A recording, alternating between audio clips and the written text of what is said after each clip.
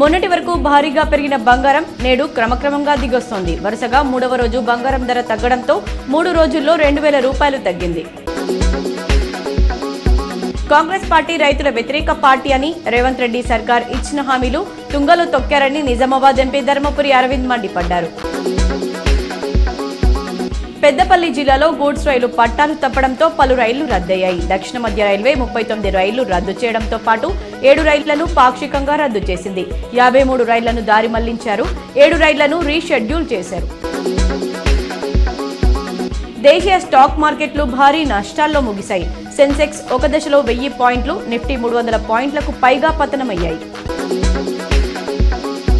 తన అల్లుడి కంపెనీ కోసమే రైతులపై సీఎం రేవంత్ రెడ్డి దౌర్జన్యాలకు పాల్పడుతున్నారని బీఆర్ఎస్ వర్కింగ్ ప్రెసిడెంట్ కేటీఆర్ ధ్వజమెత్తారు. రేవంత్ ఆదేశాలతో కొడంగల్ రైతులను అరెస్టు చేసి పోలీసులు చిత్రహింసలు పెట్టారన్నారు. రైతన్నల కోసం చేసిన పాదయాత్రను విజయవంతం చేసినందుకు ప్రజలకు కోరుట్ల ఎమ్మెల్యే సంజయ్ కుమార్ కృతజ్ఞతలు తెలిపారు. భీమ్గల్ మండలంలోని ప్రముఖ పుణ్యక్షేత్రం నింబాచలకొండపై శ్రీవారి కార్తీక మాస బ్రహ్మోత్సవాలు అంగరంగ వైభవంగా కొనసాగుతున్నాయి.